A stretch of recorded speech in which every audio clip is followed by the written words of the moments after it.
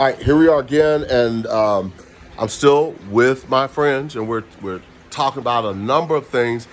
But now I just shared with Alex that I was going to be doing the colonic thing. And what did you say, Alex? So I've read up about this kind of thing, and with colon cleanse specifically, there is no evidence that it can treat any disease or illness. I will say that doesn't necessarily mean that it can't be a treatment. It's just that when it's been studied, no beneficial effect has been found. And also, whenever you're introducing anything into your colon, there is a risk of causing an infection. So if you're going to do this, you need to be very clean about it, because you can cause yourself some serious damage and end up in the hospital if you don't use clean materials. Okay. Now you mentioned that there were any any beneficial effects. What about losing a gut, letting the stomach go down? I mean, that could be a beneficial effect, right? Not necessarily. Loosening your gut. Well, my understanding is things don't necessarily stay in your gut like that unless you have what's it called, a polyp. Polyp. Where that needs to be taken care of by a doctor. That might require surgery if you have one of those. But otherwise, your colon is self-cleaning. You don't need to do it. So what if a person has a big stomach? Does the stomach go down? Because the purpose is to get the doo-doo out the butt, right? Don't they shoot the spray up, knock it loose to bring out waste? Well, normally it's going to come out on its own eventually. It's not just going to stay there and putrefy, which is what a colon cleanse is supposed to be for. But right. It's just going to come out on its own eventually, unless you have one of those. I think it's called a polyp, where a pocket of fecal matter forms a pocket in your colon. But a colon cleanse is probably not going to help you with that. You would need medical assistance in that case. Well, you guys heard it right here with the general. But we're still going to go there and do it. I hope that I live through it. I hope I do, because if I don't... Go ahead. I do want to say one more thing. When it comes to detoxing in general, your liver and kidneys will do pretty much all of the detoxing on their own. That's what they're for.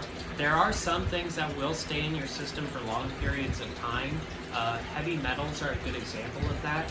And they will eventually be filtered out, but they can stay inside your body for years. Now, a colon cleanse isn't going to help with that. You would need something called chelation, which I believe you would need a prescription for a chelation agent, and those can have side effects, but you probably don't have high enough levels of, say, lead or mercury in your blood to really justify taking a chelating agent.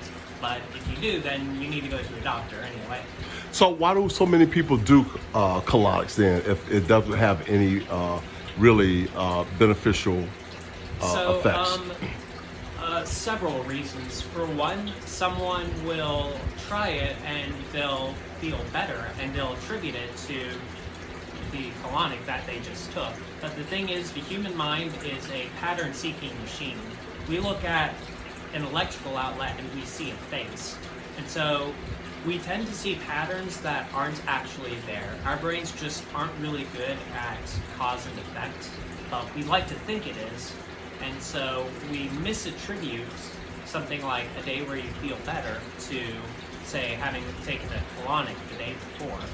And so that gives you the false impression that the colonic is what did it.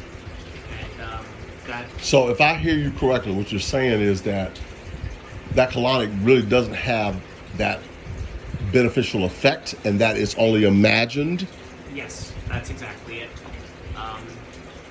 From everything I've read, yeah, that's how it is. And okay. I'm sorry to say this. I know I'm stepping on some toes. And no, the people who are saying that you should do it, I know they're coming from a good place. Right. They're trying to help. They're saying something that they believe. Right.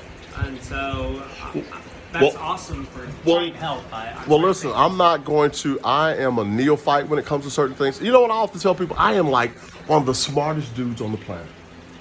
I absolutely am one of the smartest dudes on the planet. And the reason I'm the smartest dude on the planet because I know that I am the dumbest dude on the planet. And that's an oxymoron, but behind that oxymoron is wisdom. That's what Socrates said. All I know is I know nothing. You know what? Somebody else said it too that's really smart. I thought I came up with that. Hey, Bible says there's nothing new under the sun. there's nothing to see. And I was coming from that standpoint. But anyway, my point is, no, I just see stuff like that. I'm a neophyte to it. And I got to do my research. I want to know what you know. So I'll probably, find out. And I will come back to you. If you're wrong, my brother, Please let me know. I'm going to come back. Oh, maybe this is something I need And to try. because that's me, dude. We're gonna find out. We're gonna find out together. Look, I'm finna get all my black friends to do read. We read. We finna find out because we tired of y'all white folks telling us stuff that ain't true. It happens. I'm wrong. I'm okay. No, man, I'm just kidding. Listen, no, but we are gonna do. We're gonna look it up. We're gonna find out. We're gonna find out together. It sounds accurate. It sounds like it could be. I don't know, but we will make sure. And even in my ministry, I tell people. I said. The ancient Bereans were more noble-minded in Paul's time because they received the word of God with the greatest eagerness of mind, but they carefully examined everything that was being said to them to make sure it was true. So we're going to do the same thing. Hey, look, General and the crew, out. Rah.